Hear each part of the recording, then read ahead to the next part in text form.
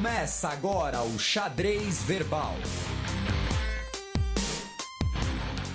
Bom crepúsculo, ouvintes da Central 3. Está começando mais um Xadrez Verbal, o seu semanário de política internacional tocado com um bom humor que é peculiar a mim e a Felipe Nobre Figueiredo. Mas uma coisa que não é peculiar a mim é você tá meio rouco, né, Matias? Eu tô meio rouco. É assim que você trata nossos ouvintes, é isso? Não cuidando da sua voz, você acha que você é quem? O Axl Rose.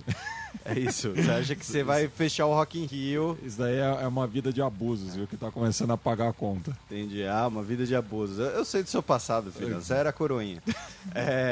Recados antes de continuarmos. Sobre o relógio do Ahmed. Primeiro, fazer uma pequena errata sobre o programa anterior. Eu falei 2 vezes que teria sido um projeto de feira de ciências, alguma coisa do tipo. Não era. O assunto também teve uma grande repercussão lá no blog, nas redes sociais. Enfim, quem quiser entrar lá no blog, tem 2 textos sobre o assunto, um inclusive comentando outros aspectos das reminiscências do Ahmed. Mas, enfim, tá aí o assunto. Mandar um abraço para Tami Reis, que diz que a sexta-feira é boa porque toda sexta tem xadrez verbal. Lembrando que tem xadrez verbal quase todo dia, né? Ela disse o podcast. Então, ela foi específica ao podcast, né? Mandar um abraço pra Tami Reis. E lembrar especialmente, né, que a sexta-feira é boa não só porque tem podcast, mas porque é véspera do fim de semana, né? Não podemos competir com isso. Mandar um abraço para o meu amigo Claude Whittaker, eu não sei direito como é que pronuncia o sobrenome dele, que encontrou com um senador por São Paulo recentemente, comentou um tema que inclusive ele ouviu aqui no Xadrez Verbal, né? Ficamos felizes, né, de auxiliá-lo, né, na informação e tal, porém ele devia selecionar melhor com quem ele conversa. Mandar um abraço pro Fábio Ribeiro, da Fatec Sebrae, que amigo da minha amiga, ficou ótimo. Viviane Rocha, que mandou até um videozinho mandando abraço pra gente, gosta muito do programa. E também um abraço pro SM Rock, não sei o nome dele, de Portugal, que inclusive fez uma pequena correção. Nós falamos do técnico húngaro, que teria recebido uma oferta de estágio do Real Vallecano. Não, foi do Getafe. Do Getafe, e não é o técnico húngaro, é o técnico sírio. Que teve o problema na Hungria. É um sírio que teve o problema na Hungria. Ele recebeu a proposta de treinar, como disse o nosso amigo português, as camadas jovens do Getafe. As canteiras. Eu queria aproveitar, mandar um abraço. A gente sabe que o Xadrez Verbal está virando sucesso quando o comendador Chitara nos ouve. Um abraço pro Chitara. Se você voltar lá em casa, vai ter uma garrafa de conhaque para você. Meu Deus! Ele fez faculdade com a minha esposa, a Maíra, lá na Letras, na USP. Eu também queria mandar um abraço pro Moses Henrido, que me mandou um e-mail. Ele é de Lomé, no Togo. Ele disse que um parente meu morreu num acidente trágico de carro lá e é para eu recuperar 3,5 milhões de dólares. Eu não sei o que fazer com essa notícia. Ele não era um príncipe nigeriano? Não era um príncipe nigeriano. Entendi. E eu também queria fazer uma pequena errata minha em relação ao menino Neymar honorífico que eu dei na semana passada, porque eu acabei usando de uma hipérbole. Não dá para levar muito a sério uma hipérbole, mas claro, o mar não desapareceria. E sim, podem ter terremotos através de movimentos divergentes das placas Mas não tectônicas. Seria no Chile. Mas não seria no Chile. No Chile, por ser um dobramento moderno, até é um choque de placas convergentes. Então teve gente que me corrigiu, mas teve gente que também corrigiu além da conta. Não, até porque não foi bem uma correção, né? Mas enfim. Giro de notícias. Vamos passar para o primeiro giro de notícias.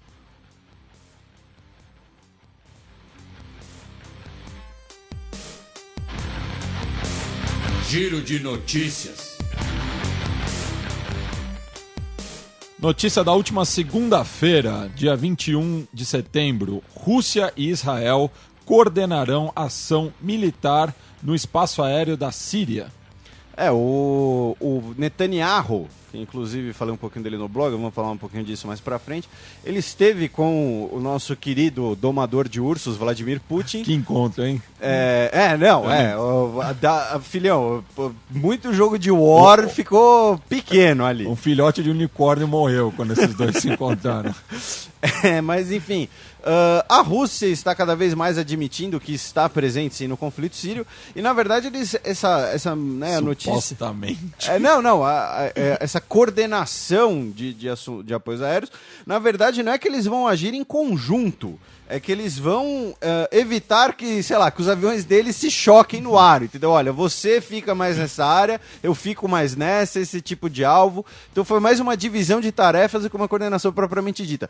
Inclusive é curioso, essa coisa que você falou do supostamente, eu tava olhando, nas últimas 2 semanas, quase todo dia, o Ministério de Defesa russo soltava uma nota dizendo que algum avião foi perdido em, aspas gigantes, um acidente perto do Cáucaso. Se todo dia tinha um acidente de avião russo. Impressionante. Do mesmo dia também, e falando de Israel, Brasil se opõe à nomeação de ex-líder colono como embaixador do Estado. Então, esse tema está um pouquinho mais debatido lá no blog. Quem quiser ver o link do texto estará junto aí com o post no blog do Xadrez Verbal, quando eu reposto no YouTube, enfim, fica à vontade. O Brasil, por canais extraoficiais, rejeitou a nomeação do Dana, né, que é um líder colono que defende as ocupações israelenses na Cisjordânia. Lembrando que para o Brasil esse território é palestino, essas ocupações são ilegais e o Brasil reconhece o direito de existência do Estado palestino nas fronteiras pré-67.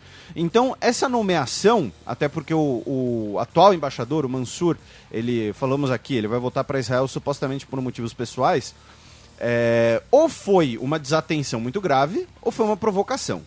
De qualquer forma, o Brasil, por canais extraoficiais, disse, olha, a gente não vai aceitar esse nome, né? E Netanyahu teria aceitado esse alerta por canais extraoficiais, porém a política externa do Netanyahu também está sofrendo muito nos últimos anos, né? Inclusive esse ano a gente falou daqui, teve um loteamento do Ministério de Relações Exteriores israelense. Só que alguns setores políticos israelenses internos, inclusive a oposição, agora está defendendo a nomeação do Dana, porque dizendo que ele está se deixando levar por pressões políticas externas ao governo, e inclusive grupos de esquerda israelenses eram críticos a essa nomeação. Então tá aí, né, a notícia de que o embaixador de Israel ao Brasil talvez não seja quem fosse. Terça-feira, dia 22 de setembro, presidente do Iêmen retorna ao país após 6 meses na Arábia Saudita. A gente tinha dito, né, algumas edições, que tinha ocorrido uma guerra civil no país. Ainda tá rolando, né? Tem um resquício de conflito no Iêmen. Lembrando que o Iêmen, historicamente, sempre ficou dividido, né? Iêmen do Norte e Iêmen do Sul, que antes era o protetorado britânico de Aden. Mas, enfim, o Abdorrabo Mansur, o Leandro e a mim está rindo do nome do presidente do Iêmen, o que é muito descortês da parte dele, já que se trata de um chefe de Estado. O senhor não poderia ser um diplomata brasileiro.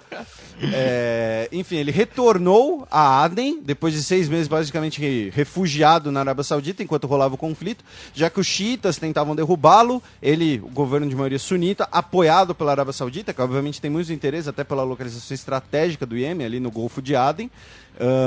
E o nosso querido Krozebek não para de rir, meu Deus, eu nunca vi ele tão risonho assim. Então agora temos aí o retorno, já que o conflito está chegando numa fase final, a resistência xiita está cada dia menor, já que com o apoio militar da Arábia Saudita a coisa ficou muito desproporcional, por assim dizer.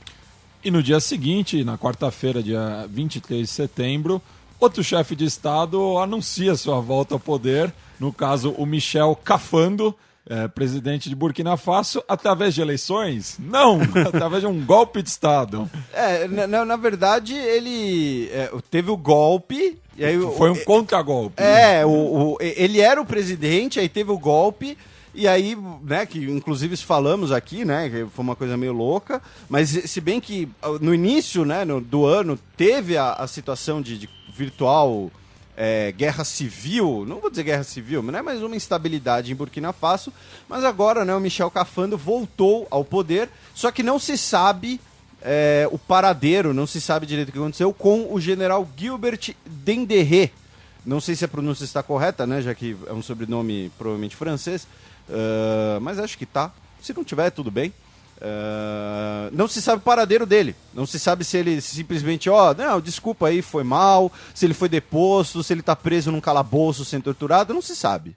Então, fica aí o registro de que Burkina Faso, entre aspas, voltou ao normal.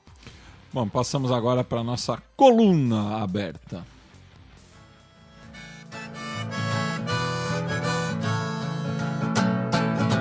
Coluna aberta.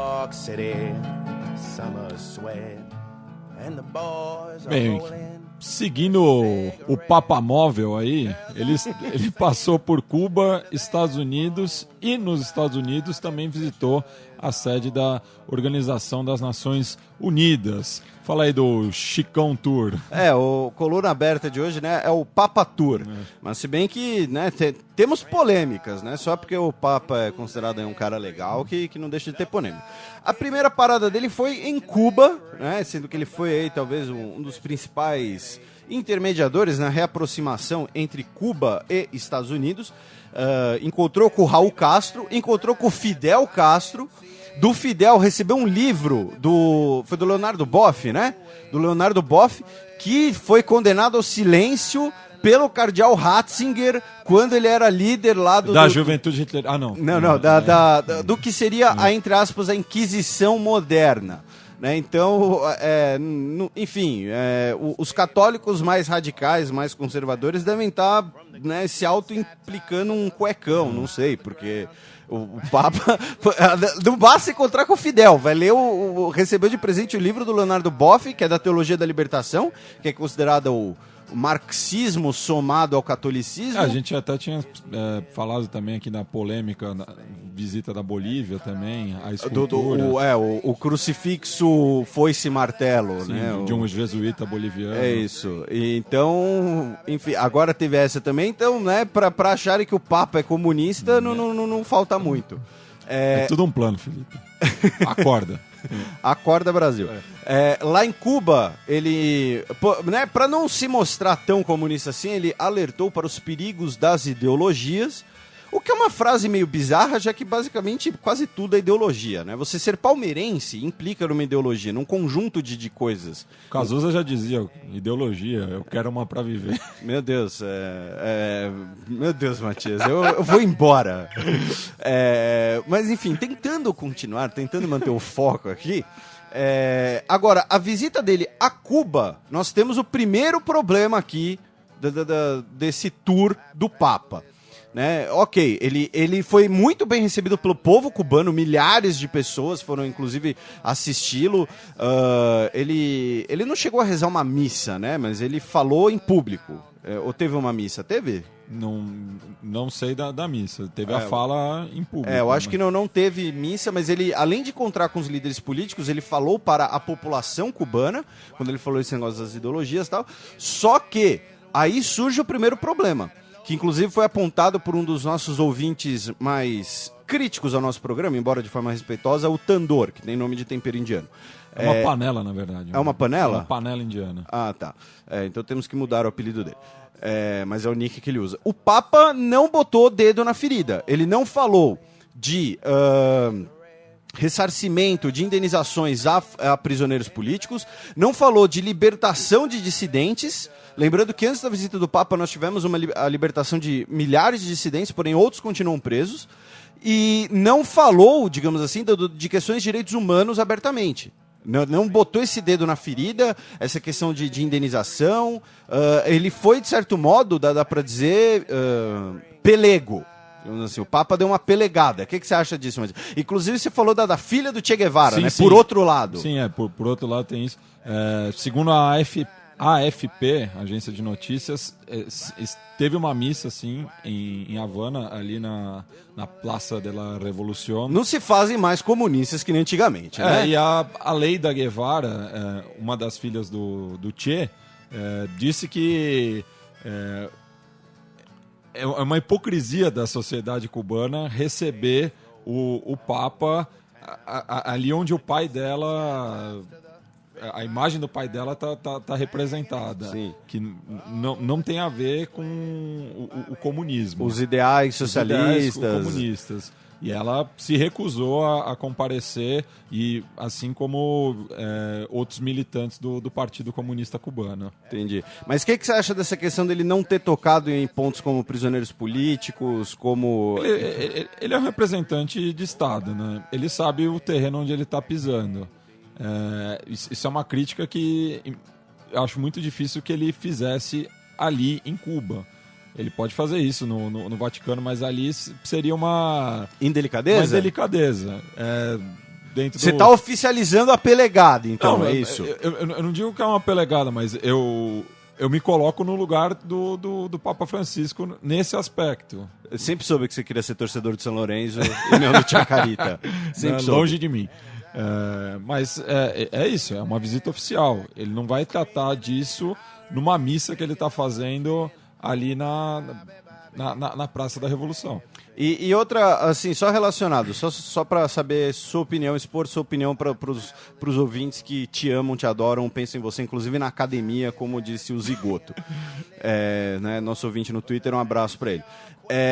Você acha justo que tem indenizações para presos políticos, para perseguidos políticos, no caso cubano, assim como nós tivemos no Brasil, por exemplo? Bem, no caso cubano, eu acredito que não, por uma questão de que o regime ainda está lá. Ah, sim, mas quando eles pleitearem isso, claro, é justo. Eu acho justo. Ah, tá. Eu acho que a Anistia Internacional está acompanhando o caso. Entendi. Assim espera. Enfim, então depois de encontrar com o Fidel, com o Raul, depois de fazer missa em Havana e a filha da Che Guevara ficou brava, ele foi para os Estados Unidos. Nos Estados Unidos ele também fez uma missa em aberto, na Catedral de São Mateus, em Washington, com presença dos bispos dos Estados Unidos, pedindo para que os bispos acolham os imigrantes latinos, especialmente, falando também como um pastor que vem do Sul. Ou seja, a questão da imigração, de preconceitos. Lembrando que a maioria desses imigrantes latinos muitas vezes é católica, né? E boa parte das regiões dos Estados Unidos são protestantes, né?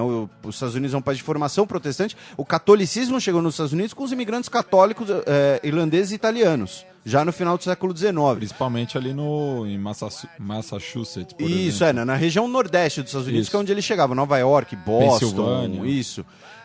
Inclusive a origem da rivalidade histórica lá entre irlandeses e italianos, né? Porque era para ver quem era mais católico ali. E cabe lembrar que o Kennedy foi o primeiro presidente católico. Primeiro e único. O John Kerry chegou perto. O John Kerry é católico? É católico. Não sabia. Mas enfim, ele falou para os bispos, para a Igreja Católica Americana acolherem esses imigrantes latinos, e depois ele falou no Congresso dos Estados Unidos, onde ele foi um pouquinho mais incisivo. Ele falou de mudança climática, condenou o fundamentalismo religioso, quando inclusive ele teria feito algumas declarações carinhosas, simpáticas em relação ao Islã, porém que desagradaram novamente alguns católicos mais radicais. E detalhe, ele falou novamente de imigrantes e pediu a abolição global da pena de morte. E é interessante ele ter feito isso nos Estados Unidos, porque os Estados Unidos é a democracia que mais executa pessoas com pena de morte. No dia em que quem chegou lá foi o presidente da China, que é o país que mais executa pessoas no mundo com a pena de morte. Então ele foi lá e pediu o fim, a abolição global da pena de morte, sendo até um pouco idealizado, pedindo uma lei, uma condenação na ONU global para o fim da pena de morte. Você tem algum comentário sobre o Papa e o Obama, sobre o Papa nos Estados Unidos, ou passamos para ele na ONU? Passamos para ele na ONU. Tá, você não tem comentário, é isso? Você é indiferente pra você, não importa. Entendi, não. Tô sabendo qual é a sua. Aí hoje, né, lembrando, o programa é gravado todas as sextas-feiras, sempre com notícias fresquinhas. Hoje o Papa falou na ONU, o Papa Francisco, foi a primeira vez que ele falou na ONU. Não é muito comum, inclusive, papas falarem na ONU. Se não me engano, João Paulo II falou na ONU, na Assembleia Geral da ONU, 2 ou 3 vezes. A Santa Sé é um estado observador das Nações Unidas, né? Ou seja, eles podem acompanhar tudo, eles podem fazer parte das comissões, eles só se abstêm de votação. Eles estão de olho em tudo. Eles são Illuminati. Illuminati. Enfim, na ONU, o Papa defendeu o meio ambiente, inclusive a encíclica papal dele, né, fala bastante sobre o meio ambiente. Que a gente tratou aqui. Exatamente, né, a questão do Deus mercado e tal, né, o Papa comunista na sua melhor forma. Lembrando que quando eu falo Papa comunista, eu falo de brincadeira, tá? Antes que alguém venha ameaçar a gente. Brincadeira pra você. De bomba, sei lá. E ele pediu a reforma das Nações Unidas, falando que o que nós temos hoje limita, a reforma seria necessária para limitar, olha só, o abuso e a usura dos países desenvolvidos sobre os outros países e a submissão asfixiante aos sistemas creditícios de organismos financeiros internacionais. Sério, é o Che Guevara falando. Desculpa, quem escreveu esse texto não foi... Enfim, a Dilma elogiou o discurso por defender essa reforma das Nações Unidas, ou seja, uma maior representatividade de países dito do terceiro mundo, né? O terceiro mundo não existe mais porque era uma definição da Guerra Fria. Será que a filha do Che mudou de ideia depois disso? Pode ser, não sei. Liga pra ela, né? Nosso ouvinte. Aí você tem o telefone dela que eu tô ligado. E ele pediu essa reforma da ONU, pediu maior representatividade aos países em desenvolvimento, pediu a preservação do meio ambiente, a condenação da exploração industrial e capitalista do meio ambiente, e ele foi elogiado pelo secretário-geral Ban Ki-moon, sua santidade, que fez história, e olha só, ele elogiou a capacidade de Francisco de defender os pobres e os esquecidos, dialogar com jovens e de fazer selfies. Ou seja, oficialmente o Papa das selfies, né, daqui a 500 anos, quando os historiadores estiverem falando da atual idade das trevas que vivemos, eles vão falar Papa Francisco, o primeiro Papa do selfie. Mas enfim... E da corneta futebolística. E considerações sobre o Papa na ONU? Ou não também? Ah, tá. Eu vou tocar o programa sozinho, é isso. Você vai ficar jogando Championship Manager aí no seu notebook que eu tô vendo.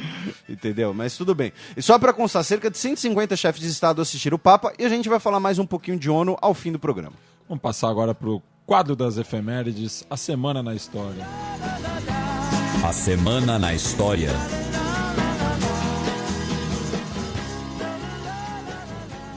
20 de setembro de 1835, há 180 anos atrás, tinha início a Guerra dos Farrapos. E por que a gente não fala Revolução Farroupilha, Felipe? Porque vocês tomaram um pau. Você gosta de brincar que gaúcho só quando é bom? Então, agora na hora da derrota também. Um abraço para todos os nossos ouvintes gaúchos.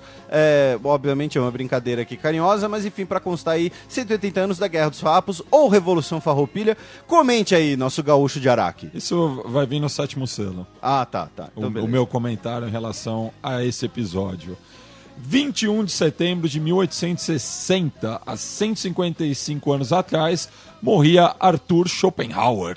O filósofo alemão, que inclusive eu recomendo ele de verdade, especialmente para quem faz faculdade de humanas, 2 livros dele sobre debater, um sobre debater, como conduzir um debate, e o outro sobre... O título é um pouco pretensioso, né? Mas é o Schopenhauer, né? A arte de escrever bem. Ele dá dicas de argumentação, de construir uma argumentação, enfim, então fica 2 dicas, especialmente para quem faz faculdade de humanas, por exemplo, faculdade de direito, que o cara vai ter que escrever aquelas petições todas formais, chamando um Zé Mané que passou no concurso de Vossa Excelência. Nossa, eu vou ser processado por isso. Mas uma brincadeira, um abraço para todos os juízes do Brasil. Eu gosto não me processem. Não me processem. Até porque se vocês que vão me julgar o processo, pô.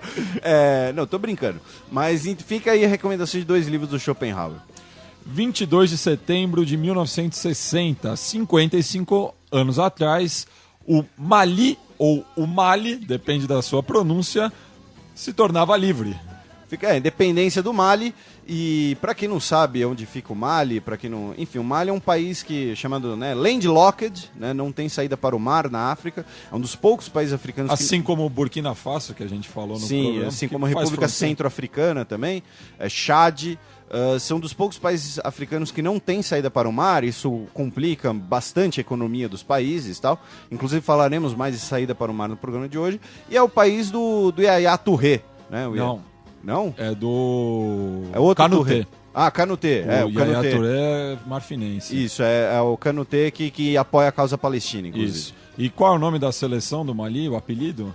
porque todas as seleções africanas têm Sim, um sim, apelido. eu não sei. Eu gosto de Angola, Palancas Negras. Palancas negras. O Mali são as águias. E eu tinha um amigo na... Pouco criativo, vai. Eu tinha um amigo na faculdade que era de Guiné-Bissau, e a maior rivalidade de Guiné-Bissau é com o Mali. Não, grande clássico. E os guineenses são os Jurus. Entendi. Vários hooligans, é complicado. O mundo inteiro para assistir.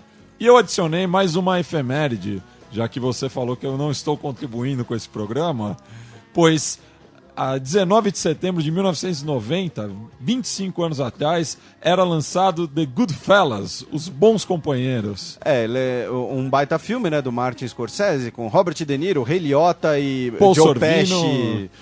Grande elenco. Grande elenco, né? Fica a dica pra vocês assistirem. Mas se vocês tiverem menos de 16 Samuel anos... L. Jackson, começo de carreira. É bem ponta. começo de carreira, né? Não, mas o começo a ponta de começo de carreira de Samuel Jackson é no Príncipe em Nova York. Também. Que ele assalta o McDougal's. Mas fica a dica de filme aí pros nossos ouvintes, menos se eles tiverem 16 anos pra baixo. Aí tem que pedir pros pais. Porque senão vou falar que a gente tá mandando ver filme de violência, de drogas, de sexo. Agora falando isso, agora que eles vão assistir. Você não pode proibir um adolescente de fazer uma coisa que é isso que ele vai fazer. Vamos pro match.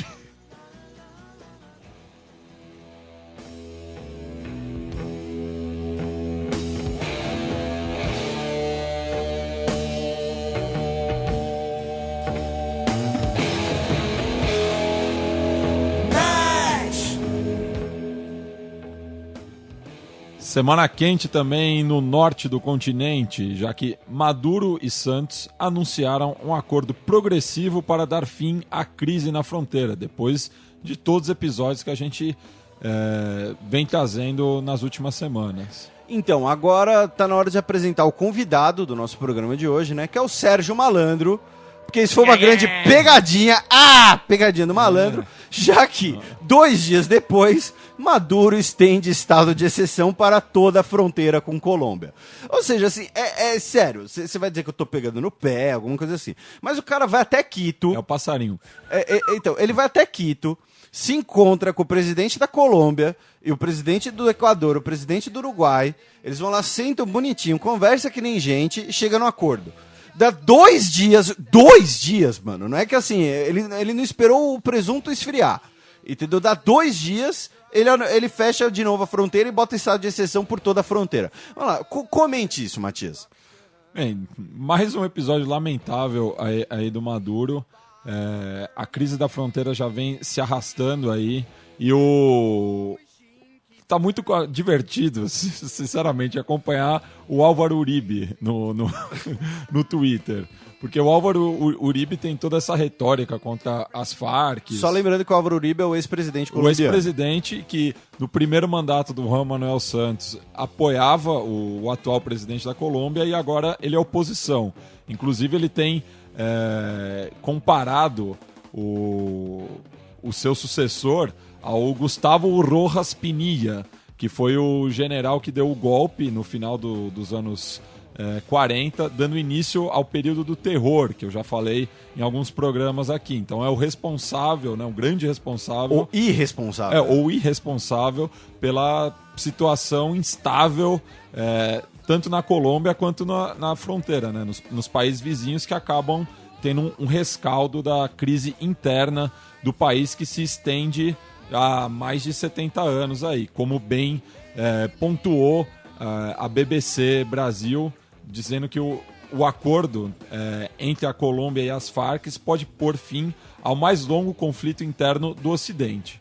Mas em relação ao Maduro, mais uma vez ele se mostra um líder completamente despreparado. A gente tinha defendido aqui uma intervenção dos governos da Unasul ou do Mercosul para tentar mediar esse conflito. Existe esse esforço feito ali em Quito, né, nesse encontro, e o Maduro põe tudo a perder. E detalhe, a Guiana voltou a reclamar de concentração de tropas venezuelanas na fronteira. Então são a frente ocidental e oriental. A Alemanha perdeu 2 guerras assim, só uma dica. Um caça venezuelano teria caído em espaço aéreo colombiano, Não se confirma nada, porque o caça que teria caído é um Sukhoi Su-30 russo, que assim, se ele caiu ali, foram alguns milhões de dólares que foram pelo ralo, entendeu? Então assim, essa coisa da escalada belicosa do Maduro continua também com a Guiana, foi o que você falou, né? Leste-oeste, ou seja, não é só essa pegadinha do malandro tosca, com perdão da palavra. O bom de ser o analista, né, não ser historiador, é que eu posso julgar. Tô aqui pra julgar. Não tem que dar o distanciamento. Não tem que ter distanciamento, não tem. Tô aqui pra julgar, meu irmão. Aqui, ó. Então, assim, foi uma coisa tosca. Mas, aproveitando que você falou do conflito com as Farc, pelo menos em relação a isso, temos uma boa notícia, né, meu caro Matias? Sim, foi firmado o acordo de paz, né, entre a Colômbia e os representantes das Farc. Foi mediado pelo Raul Castro, né, que exatamente. A gente já tinha citado anteriormente, e como eu destaquei, né, põe fim ao mais longo conflito interno do Ocidente. Então, mas agora pra gente falar um pouquinho disso, inclusive o Papa Chico falou que esse acordo de paz não pode fracassar, né, fez uma súplica, digamos assim, para ele não fracassar. Ele presume que as Farc vão depor suas armas, né, encerramento de hostilidades, e após isso ser feito, o exército colombiano se compromete também a não realizar ataques, e aí seria realizada uma espécie de comissão de reconciliação, parecida com o que tivemos, por exemplo, na África do Sul, pós-apartheid, em que criminosos de ambos os lados seriam julgados pelos seus crimes, teriam pedidos de desculpas oficiais por atrocidades e tal. Agora, a pergunta que eu te faço, Matias, é uma pergunta obviamente subjetiva, porém nossos ouvintes querem ouvir a opinião do nosso especialista em América Latina. Você acha que essa coisa vai dar certo? Você acha que esse acordo de paz tem chance de sair do papel? Eu acho muito difícil por conta dos paramilitares.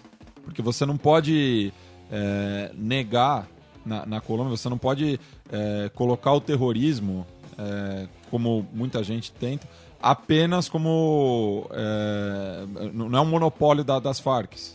Essa questão. Então faz essa diferenciação para nós ouvintes. Quando você fala de paramilitares, sim, você está falando dos grupos radicais pró-exército, sim, não os grupos pró-Farc. Sim, os paramilitares... porque o termo paramilitares às vezes pode parecer que são as guerrilhas da Farc. Que no contexto colombiano, isso, os paras são a oposição armada não oficial. Exatamente. E o próprio Álvaro Uribe, existem investigações que apontam ele ligado a diversos desses grupos.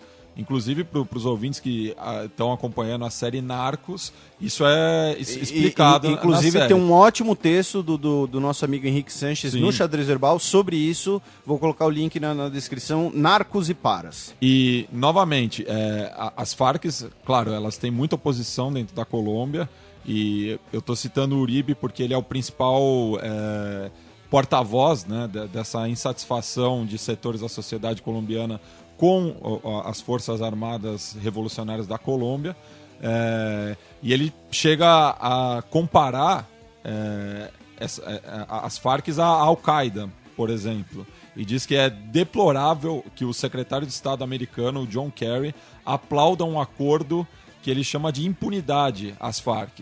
E ele acabou levantando 9 pontos de por que a sociedade colombiana tem que rejeitar esse acordo de paz. E na visão de muita gente na Colômbia, isso é uma visão completamente descolada da realidade, mas que o Santos estaria querendo dar um golpe com o apoio das Farc. E entendi, não tentar resolver uma questão que se dura arrasta 50 anos. Com as Farc, no caso, há aproximadamente 50 anos. Entendi. Então, só para contextualizar para o nosso ouvinte, né, que então nós temos 3 atores principais nessa questão, e para você o problema são os nacionalistas armados dos grupos eu não digo que eles são os problemas na busca pela paz. Sim, na busca pela paz. Sim. Porque óbvio, o problema é todo mundo ali. É o Estado, as Farc e são os paras. Sim. São esses 3 atores. Mas você acha que quem pode minar esse acordo de paz, então, Então Eu são acho os que são os paras. paramilitares. Tá. E o Uribe tem ligações com eles, isso eu não sabia. Não, existem investigações. Eu não vou afirmar aqui que o Uribe tem ligações.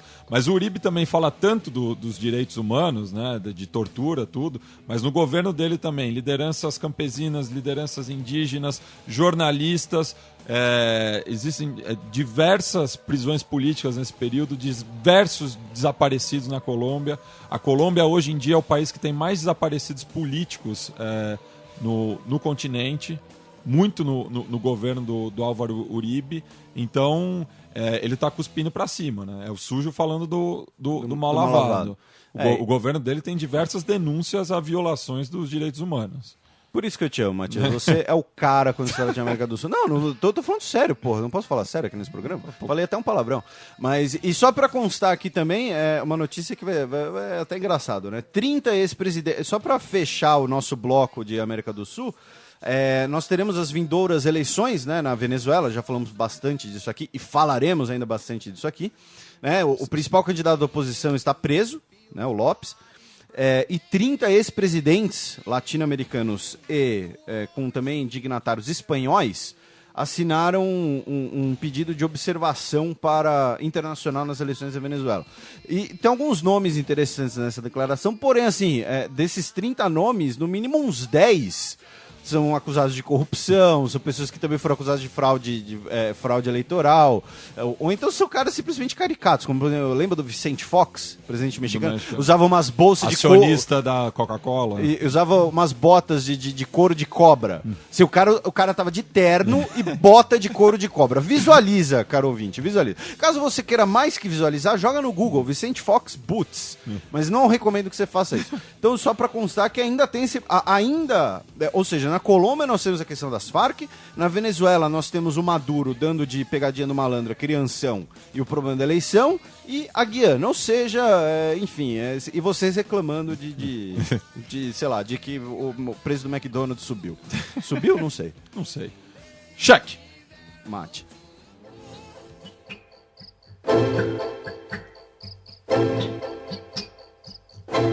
Cheque.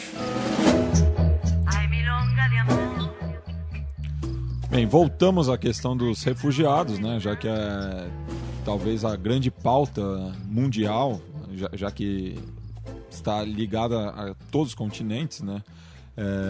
E no dia 22 de setembro, agora, a União Europeia fechou um acordo sobre a distribuição de 120 mil refugiados, muitos deles entrando ali pelos Balcãs, né?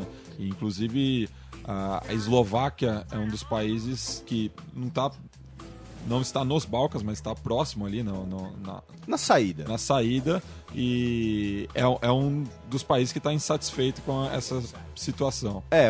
Para contextualizar aqui, né, foram os ministros do interior dos 28 estados da União Europeia, aprovaram por maioria a distribuição por cotas proporcionais desses 120 mil refugiados. Quais são as duas polêmicas aqui? Primeiro, é uma medida vinculante, né? Lembrando para o nosso ouvinte, que não é advogado, vinculante significa obrigatório. E isso ainda é uma novidade, digamos assim, na União Europeia.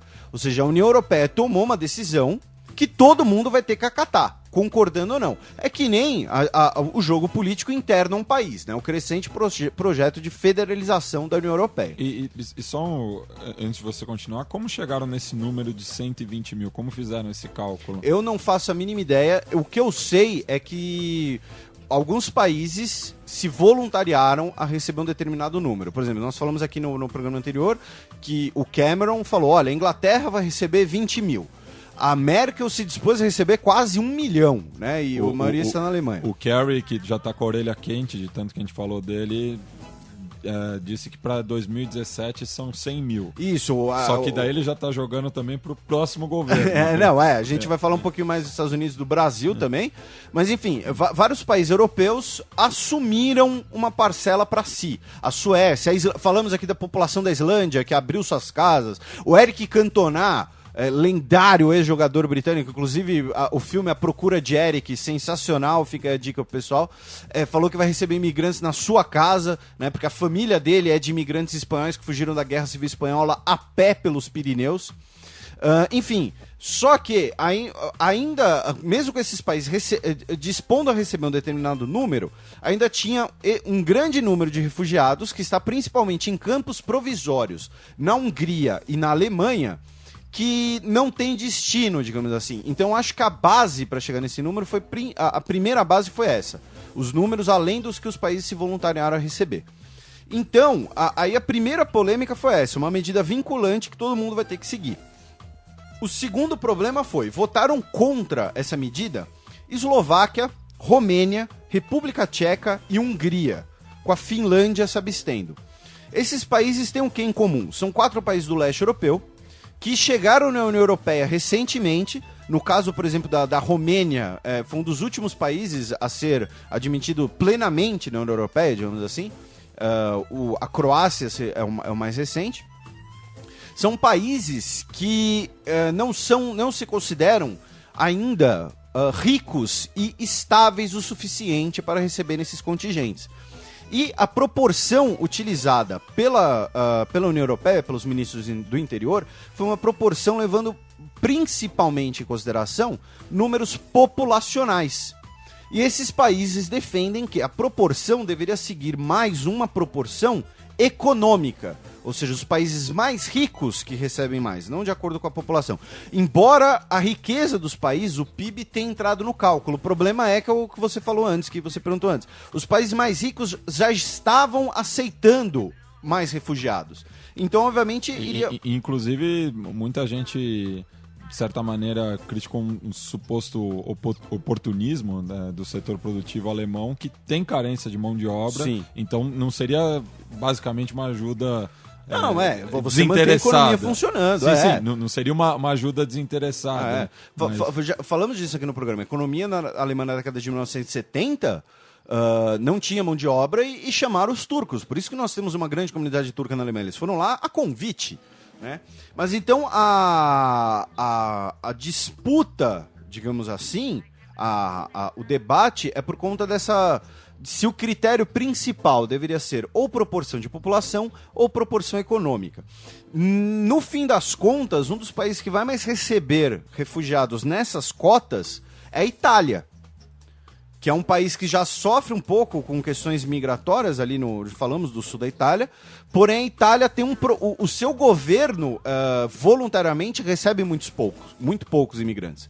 Então eles vão ser, digamos assim, obrigados pela União Europeia a receberem. E é por isso que colocamos aqui no cheque, porque esse é o principal debate. Se a União Europeia pode ou não, a partir de agora, obrigar os países a distribuir, como se fosse pelos estados, né, o número de imigrantes. E aí, como você falou, o Kerry diz que os Estados Unidos oferecem vagas para 100 mil refugiados sírios até 2017. Tá jogando no colo do Trump. Então, isso é o mais legal. Eu pensei em você falando do Trump na hora. Né? Porque imagina só se o Trump leva a eleição. Vai ter que tolerar... Não sei, porque aparentemente isso aqui não é vinculante, é uma declaração. E detalhe, é 100 mil por ano. Não é 100 mil até 2017, é 100 mil por ano. Não sei se ficou ambíguo ou não. Então, pra deixar claro, é 100 mil por ano. Só que lá eles vão passar por uma espécie de profiling. Vai haver um perfil dessas famílias que buscam refúgio para justamente impedir que terroristas tentem se infiltrar nos Estados Unidos, ainda naquele clima de paranoia. É tudo um plano do Estado Islâmico, Felipe. Você não tá entendendo. Então, né? ainda naquele clima de paranoia que falamos do relógio do Ahmed. Eu vi que tem bilhões de soldados infiltrados aí. Bilhões? Usam esse número já, bilhões. Como assim? Quem falou isso? Lunáticos. Não, porque a gente tem 7 bilhões e meio de pessoas no mundo. Sim, esquecendo de fazer essa conta. Pra dar bilhões no plural, tem que somar, tem que dar bilhão. Não, se for singular, vá lá. É a Índia ou a China. Você não entendeu a minha referência. Não, tudo bem. Eu não sei quem... Depois você me fala em off. Tá. Você me conta em off. Aqui no meu ouvidinho. Tá, ok. Você aumenta, mas não inventa. Sim. E também nesse tom de refugiados, o Brasil... prorrogou o CONARE, né, o Comitê Nacional para os Refugiados. Inclusive, temos planos de trazer uma representante do CONARE aqui no programa para falarmos do assunto. O CONARE prorrogou por mais 2 anos a flexibilização de concessão de visto para imigrantes sírios. Por quê? Porque você concede o Brasil já tem regras fáceis de imigração síria para o Brasil, né? Especialmente falando aqui em São Paulo, né? Um dos principais hospitais de São Paulo chama Hospital Sírio-Libanês. Então, quando a gente fala dessa imigração... O Sírio, time de basquete, foi campeão mundial. Exatamente, né? com o Vladimir Marques. Isso. Inclusive. Um abraço pro Messi Vladimir, que não nos ouve, certamente, porque ele tem mais o que fazer. Mas... O Brasil tem uma grande comunidade síria, é uma grande comunidade, eu falei do hospital porque é uma grande comunidade produtiva que trouxe muitas questões culturais interessantíssimas para o Brasil, como, falando aqui como comilão, inclusive a culinária. E o Brasil prorrogou a flexibilização da regra de visto, por quê? Porque com a concessão do visto, a família, a pessoa consegue vir para o Brasil imediatamente, e aí aqui no Brasil ele entra com o pedido de refúgio. Ou seja, já você garante mais segurança para a pessoa e o refúgio, né, é feito em solo nacional, né, pelas regras do refúgio. Então, o Brasil também se comprometeu a receber mais imigrantes sírios, né, a catástrofe humanitária na Síria é enorme. Falando em culinária síria, uma família de imigrantes sírios abriu uma doceria na Cardeal Arco Verde, perto da esquina com a Pedroso de Moraes. Para quem for de São Paulo, fica a dica aí. Eles ainda estão aprendendo português, isso é sério, não estou brincando. Então, se vocês vão lá, além de terem uma boa comida, um bom quitute sírio, podem praticar ali, podem ensinar um pouquinho de português, mas tenham um pouco de paciência, essa dica é séria, não é sacanagem, repito. E o que você acha disso tudo, Matias? Só eu tô falando um tempão, tô uma matraca aqui. Não, eu tinha anunciado, né, o meu texto na semana passada, já estava fazendo um alto jabá futuro, e eu escrevi um texto sobre a reação e esse clima de paranoia também que está sendo levantado por diversas torcidas do leste europeu que acreditam que é uma nova cruzada. É uma nova invasão muçulmana. E você vê esse clima de paranoia em alguns dos países que você citou, mas eu cito mais ainda a Polônia, República Tcheca, não recordo se você tinha falado. Eu falei, ela votou contra também. Sim, a República Tcheca, Israel, que, claro, futebolisticamente está ligado à Europa, não... É um país da UEFA. É um país da UEFA. Você sabe como é que está o clima na Bulgária? Tal? Porque a Bulgária ela é um dos países europeus, digamos assim, que foi domínio turco mesmo. Sim. A Bulgária, a Grécia, a Albânia... Na Polônia eles chegaram a invadir a Polônia, mas foram expulsos eles da foram Polônia no século XVI. Pelo rei Jan Lobiewski. O nome mais ou menos assim, Lobiewski, eu não sei Jan pronunciar. III, mas existe... Jan com J, se o nosso ouvinte quiser procurar, J-A-N. Então existe esse clima de desconfiança, principalmente no leste europeu, justamente por estar mais próximo do Oriente Médio. E existe também nesse contexto também da União Europeia, essa desconfiança em relação à Turquia também, que, como a gente já falou aqui no programa, vem fazendo esse jogo duplo, né? Turquia é jogo duplo. Então, a situação está bastante delicada no leste europeu por conta dessa proximidade. E muitos dos países que você citou, que estão negando essa ajuda humanitária, justamente fazem parte da rota dos refugiados até a Europa Central e Ocidental. Tendo a Hungria até fechado as fronteiras, né, querendo construir um muro. Então, a argumentação húngara, de certo modo, ela é uma das mais radicais, mas ao mesmo tempo ela é uma das mais compreensíveis. Porque ela fala, olha... A gente já tá aguentando essa bucha, entendeu? Assim, a gente devia estar fora disso, porque a rota é aqui, eles chegam por aqui. O chefe de Estado até deu autorização para o exército abrir fogo, né? Contra os refugiados. Não, mas sem armas letais. Sim. Sem armas letais. Mas, armas letais é com Maduro. Armas menos letais também. A bala de borracha, gás lacrimogênio. Que mata também. Cinegrafistas chutando. Sim. Então, justamente por conta da proximidade e essas levas de refugiados acabam passando por ali, existe essa desconfiança tanto por uma questão econômica e, em alguns casos, religiosa também. Porque teve até uma passeata na Polônia contra refugiados muçulmanos. Daí é uma questão de religião mesmo. Sim. Lembrando que a Polônia é um país ultracatólico. E a própria Eslováquia, a gente falou alguns programas atrás, ela se dispôs a aceitar refugiados desde que fossem cristãos. Também. Realmente é isso. E lembrando que nós temos uma população cristã na Síria, sim. Né? Não é só muçulmano que está se ferrando na Síria, não. Então, se o seu problema é religioso... E aproveitando, antes da gente fechar, queria fazer mandar uma... Obviamente, né? Não vai mudar a cotação do dólar, como diria meu falecido pai. Mas um apreço pelo governo da Jordânia. A gente falou um pouco da Jordânia no programa passado, por conta da crise em Jerusalém, mas boa parte desses imigrantes que vêm para o Brasil, que normalmente são alguns imigrantes que já conseguem algum dinheiro para viajar, normalmente usam todo o seu dinheiro, todas as suas posses, eles vêm pela Jordânia. O governo jordaniano está organizando comboios da Síria, ou seja, a gente falou também muito da omissão de alguns países, especialmente países interessados diretamente, como a Arábia Saudita, que né, não faltam críticas à Arábia Saudita, porém é o caso também de elogiar a postura do governo jordaniano, que está sendo bastante responsável, digamos assim, nessa situação. E mandar um abraço aí para todos os diplomatas brasileiros que trabalham na Embaixada Brasileira em Amman. Bueno, vamos passar para o nosso segundo giro de notícias. Giro de notícias. Notícia de anteontem, dia 23 de setembro, quarta-feira. Presidente chinês chega a Washington quinta para visita cercada de conflito. A notícia está no futuro. Ele chegou ontem, ele vai ter uma reunião com Obama hoje. Acho que enquanto falamos, inclusive, os dois estão reunidos. Só que né, o mundo inteiro está indo para os Estados Unidos, já que nós teremos a abertura da Assembleia Geral da ONU. Que começou hoje, digamos assim, a abertura já mais midiática, né? A Assembleia já está reunida há 2 semanas.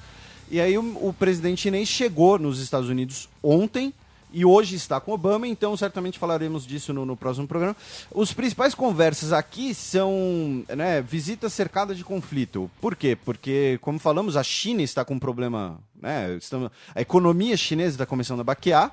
Entre China e Estados Unidos nós temos uma guerra cambial não declarada. E também temos a questão da reforma do Conselho de Segurança da ONU. A China ela é a favor de uma reforma, porém, desde que não envolva o Japão. E os Estados Unidos... Que a gente falou no programa passado. Exatamente. Já os Estados Unidos a gente não quer reforma, mas se tiver, tem que botar o Japão. Dia 24 de setembro, também conhecido como ontem, Bolívia obtém primeira vitória em reivindicação por acesso ao Pacífico. A gente estava falando de países landlocked na África, países sem saída para o mar. A Bolívia tem essa demanda em relação ao Chile já tem um tempão. O tema está na Corte Internacional de Justiça, a CIJ, que serve para julgar causas entre estados. E a Bolívia conseguiu aí que o seu parecer fosse aprovado. Então é a primeira tímida vitória, mas é a primeira vitória para uma solução negociada, a saída para o Pacífico, né, a gloriosa Marinha Boliviana. E o nosso ouvinte Felipe Nascimento pediu pra gente algum programa tocasse o grupo de rap chileno também, Salvaje Decibel, e eu cito a Ana Tijoux, que hoje é uma das chilenas mais conhecidas fora do país, dizendo que se o tema do mar fosse para a Holanda, todos estariam felizes, porque muitos chilenos apoiam a saída para o mar na Bolívia. Inclusive já fizeram pesquisas que a maioria dos chilenos querem que a Bolívia tenha uma saída para o mar. Traidores. Mas o governo ainda é muito firme nessa questão. É uma questão de honra, puxando lá para trás na Guerra do Pacífico. Não, e uma questão também. Econômica também, né? Porque ali a região do Porto de Antofagasta que é uma região muito rica. Sim. Notícia de ontem também. Tumulto deixa ao menos 717 mortos em peregrinação islâmica a Meca. Esse número está correto, não estou lendo errado. 717 mortos. Todo muçulmano que possa deve uma vez na vida peregrinar a Meca, né? Isso é um dogma. É um dogma do Islã, né? É o que eles chamam de Hajj. É o que eles chamam de Hajj. H-A-J-J. Minha pronúncia árabe pode estar um pouco enferrujada. As imagens são bem chocantes, porque são 717 mortos e 863 feridos. por conta de um tumulto, porque tinha um monte de gente e as pessoas começaram a se pisotear, enfim. Semana passada nós tivemos um guindaste que caiu em cima das pessoas, só que o pior de tudo, entre aspas, né, é que não é a maior tragédia na peregrinação. A maior é de 1990, quando 1.426 peregrinos morreram pisoteados. Entendeu? Então, assim, porque a cidade de Meca é uma cidade virtualmente medieval ainda, né? Tem uma configuração medieval.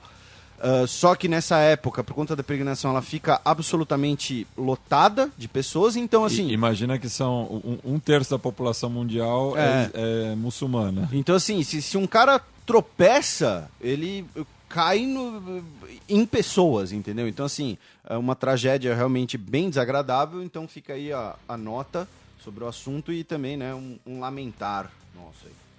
Também de ontem, bolsas europeias fecham em queda com o escândalo da Volkswagen. A Volkswagen aí fez um pequeno cheat, trapaceou na emissão de poluentes. Achei que fosse caca. Não. Cheat, não shit. Inseriu o Konami Code ali para trapacear na emissão de poluentes, que inclusive ele usava de propaganda, né? A Volkswagen, diversas montadoras se comprometeram a fazer carros que emitem menos poluentes.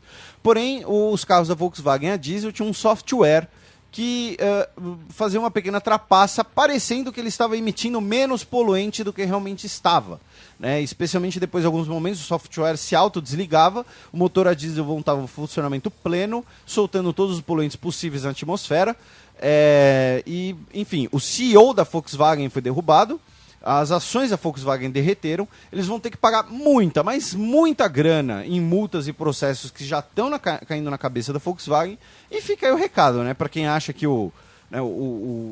sem uma verificação estatal, sem uma vigilância, sem uma imposição, às vezes, de questões, inclusive, especialmente ambientais, que as coisas simplesmente... as montadoras vão fazer carros mais baratos, que poluem menos naturalmente, porque elas vão competir entre si. Não, entendeu? Porque no fundo sai mais barato você colocar um software que trapaceia a emissão dos poluentes do que fazer um carro que realmente polui menos. Então tá aí as bolsas europeias, todo mundo pagando pato. E foi na mesma semana também que a Volkswagen foi denunciada por crimes na ditadura aqui no Brasil. Sim, né? que a fábrica dela em São Bernardo teria servido como centro de tortura. Pois é, que bonito. Que boa semana para o pessoal lá da Volks, hein?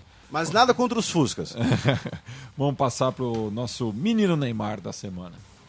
Neymar é o nome dele! Neymar é o nome dele! Neymar é o nome dele!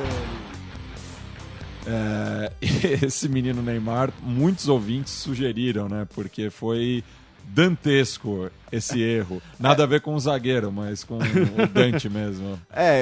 Mandar um abraço pro Hélio Sandoval, que foi o nosso primeiro ouvinte que mandou. Embora quando ele mandou, eu já tinha mandado pra você. Sim. Não, você mandou pra mim primeiro. Você mandou pra mim. Nem lembro mais. Mas foi gritante. Foi gritante, né?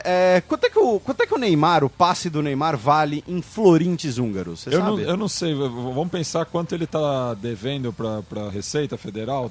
Meu Deus! Opa! Tá rancoroso, hein? Tá rancoroso. Mas assim, menino Neymar de hoje. Pois bem, as embaixadas brasileiras, né? 7 de setembro, é uma data importante no imaginário nacional, ou seja, uma data de solenidade. Uma data oficial. Uma data oficial, inclusive com presença de convidados estrangeiros nessas embaixadas, né? Aquela coisa, né, de usar a diplomacia, de aproximar os laços.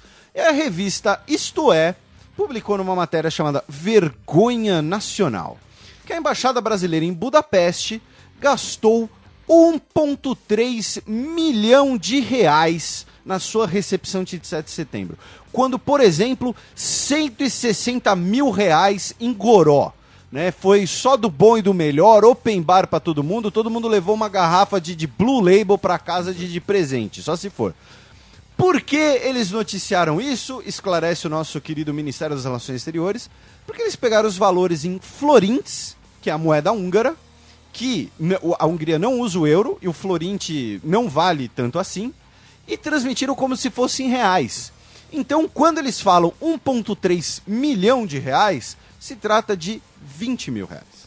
É um erro de 50 vezes. 50, só 50 vezes. Só 50 vezes. Então, por exemplo, quando eles falaram que eram 160 mil reais em bebidas, é porque foram 160.750 florintes, o que dá mais ou menos 2 mil reais. 2 mil reais de bebidas para uma festa de 400 pessoas. Isso é pouco até. Teve gente que passou sede. Teve gente, entendeu? Ou então era, né, não serviram do bom. Né? Era sangue de boá. Qual que é o goró lá na Hungria? O bebida típica húngara, não sei. Não sei. Deve ser Se algum ouvinte souber, manda a resposta. Não, a Hungria tem uma tradição boa de cervejas. Né? Tem isso. Né? E, obviamente, são fornecedores locais, né? Você liga ali no seu fornecedor de bebida ali e fala... O seu Laszlo. O seu Laszlo do armazém, o seu Puskas. Então a gente vai dar uma festa aqui dia 7 de setembro, fecha aí um fornecimento aí de bebida para nossa festa, faz aí o orçamento do buffet e tal. Então aí vai lá, o Isto É, e o Ministério das Relações Exteriores ainda dá um tapa de luva, né? Falou, olha, os valores corretos podem ser comprovados no portal da Transparência. Então tá aí, né? O menino Neymar dessa semana vai pra revista Isto É. Vamos chamar os peões? Chama.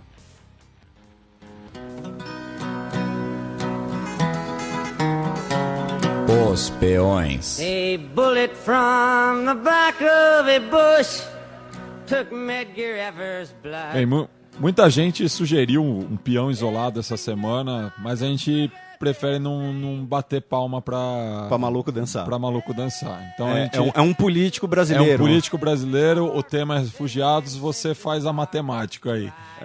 Pra saber de quem estamos falando. Ou nem faça também, não tá perdendo nada. Não tá perdendo nada.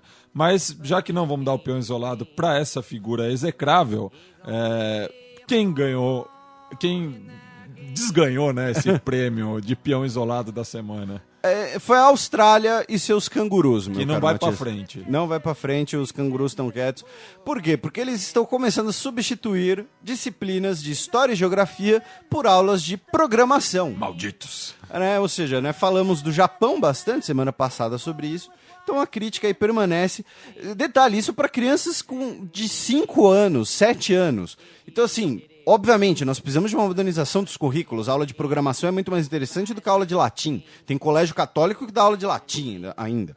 Podiam dar aula de inglês pros australianos aqui também, no Brasil. Meu Deus. Aqui no Brasil. Boa, Matias, boa.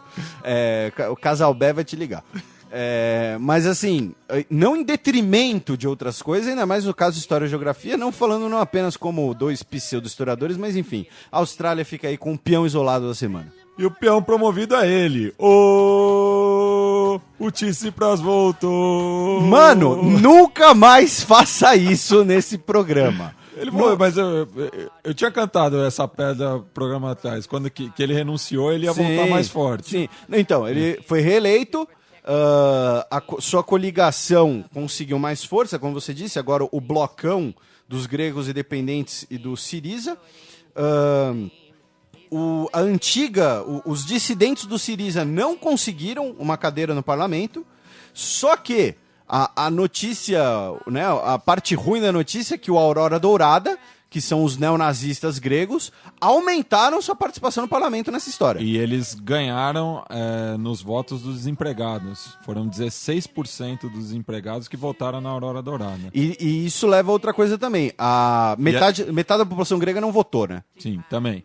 E a Unidade Popular, né, que é a dissidência do Syriza, foi a vice-líder entre os desempregados também. Só que não conseguiu nenhuma cadeira, porque não conseguiu o coeficiente. Só que isso é tão preocupante quanto nessa coisa, né, de que metade dos gregos não votaram. Eles simplesmente desencanaram, aparentemente. Sim. Então, mas fica aí o registro que o Tsipras foi reeleito, então acaba sendo o peão promovido. Chamarei agora as nossas dicas culturais. DJ Muzz. The Almighty. DJ Muzz. The time has come. Sétimo selo. Felipe, qual é a boa para os nossos ouvintes essa semana? Então, pensando aí na turnê do Papa, nas milhares de pessoas cubanos indo ver os papas, e também por conta, né, o blog do querido Flávio Gomes, que talvez nos ouça, né, ilustre torcedor da Portuguesa, não sei se nos ouve, mas um abraço para ele de qualquer forma. Inclusive, o som das torcidas da Portuguesa já foi ao ar ou não? Não, Ainda não. Tá na edição. Fica aqui o jabá, para quem não ouve os outros programas da Central 3, né, tem o som das torcidas, em breve teremos o som das torcidas da Portuguesa. Em vídeo. Em vídeo, com, né, um documentário com participação do Flávio Gomes. Flávio Gomes postou no blog dele uma família argentina que foi de Kombi da Argentina até Washington para ver o Papa. Né? Então, assim, baseado aí, né, nessas peregrinações, no prestígio do Papa, me indica um filme do seu querido Uruguai, O Banheiro do Papa, que conta justamente a história de uma cidadezinha que receberá a visita papal, e aí a cidadezinha fica de ponta cabeça e apronta loucas confusões. Então fica a dica, O Banheiro do Papa. E esse filme que é dirigido pelo César Charlone, que é o fotógrafo de Cidade de Deus, né, entre outros, e é baseado no livro do Aldir Garcia Schill, que também é conhecido como o desenhista da camisa da seleção brasileira. Ele que fez o desenho da camisa Canarinho. Ele também é um escritor, ele é ali da fronteira do Brasil com o Uruguai, ele é de Jaguarão. E ele escreveu na ocasião que o Papa João Paulo II visitou ali a fronteira entre o Brasil e o Uruguai, no caso em Melo. Então ele escreveu o livro El Dia que el Papa foi a Melo. Então, e você citou da família de Kombi, tem um outro filme argentino que é interessante, chama A Família Rodante. Que é essa... Eu conheço, mas ainda não assisti. E a minha dica cultural também vem de um escritor da fronteira do Brasil e do Uruguai, mas como eu tinha falado ali no Semana na História, tem a ver com a Guerra dos Farrapos, que é o livro A História Regional da Infâmia, do jornalista do Correio do Povo, Juremir Machado da Silva, lá de Livramento, o meu pago paterno. Então é um livro que desconstrói, né, esse mito da Revolução Farroupilha. A minha única crítica ao livro é que em certos momentos ele ocorre em anacronismos, então isso acaba prejudicando um pouco a leitura, mas de resto ele é apoiado fartamente em documentos e mostra que a história oficial que o Rio Grande do Sul tanto se orgulha tem que ser revista. É uma construção, né? É uma construção. E principalmente no caso de Porto Alegre, porque hoje em dia Porto Alegre comemora, né, a Semana Farroupilha, mas era conhecido na época como a muito valorosa e leal cidade de Porto Alegre dos casais açorianos, porque era leal ao Império do Brasil. A guerra começa inclusive com um cerco dos farrapos à capital da província à época. Agradecimentos, Felipe? Novamente agradecer todo mundo que nos ouve, todo mundo que prestigia, a audiência cresce a cada programa, isso é muito legal, não só pelo número... Estamos no top 3, né? Do iTunes. Inclusive, fazendo aqui uma breve explicação, quando vocês forem divulgar o podcast, às vezes falam pro pessoal buscar no iTunes, porque o que acontece? O podcast Xadrez Verbal, embora seja um podcast de política, ele não está na categoria política do iTunes, por conta do perfil da Central 3 e tal, enfim, é uma questão de burocracia do iTunes. Mas, então, nós estamos no top 3 de canais de recreação e esportes. Embora tenha um pouco de recreação aqui, mas não é recreativo. Não é o foco. Então, apenas essa breve explanação, mas, novamente, apoiar todo mundo que nos ouve. Fazer também um jabá, além de alto jabá. Essa semana foi ao ar minha última participação no Projeto Humanos do Ivan, do Anticast, em que a gente conversou sobre a Iugoslávia, sua formação, dissolução, o Tito. Então quem quiser dar uma olhada, tá lá no blog do Xadrez Verbal. E essa semana teremos, né, a Dilma abre oficialmente o debate aberto na segunda-feira nas Nações Unidas, porém no fim de semana nós temos a Conferência de Desenvolvimento Sustentável na ONU e uma reunião de alto nível de chefes de Estado do G4, que é o grupo de Brasil, Alemanha, Índia e Japão, que são os principais interessados na reforma do Conselho de Segurança. A Dilma convenceu a Merkel a realizar essa conferência de alto nível, então é de bom tom ficar acompanhando as notícias, ficar sintonizado, e obviamente se você não conseguir, enfim, for viajar, for ficar com o seu namorado, sua namorada, a pessoa que você quer, ouça na sexta-feira que vem que a gente vai falar de tudo isso. Bueno, a gente vai encerrar o programa com o áudio do filme Goodfellas, naquela cena em plano sequência que o Ray Liotta leva a sua namorada no Copacabana Club, mostrando a influência que ele tem, ao som de Then He Kissed Me, do grupo de vocal feminino The Crystals. Então, a gente se encontra na próxima sexta-feira com mais um Xadrez Verbal, o seu semanário de política internacional. Rimou!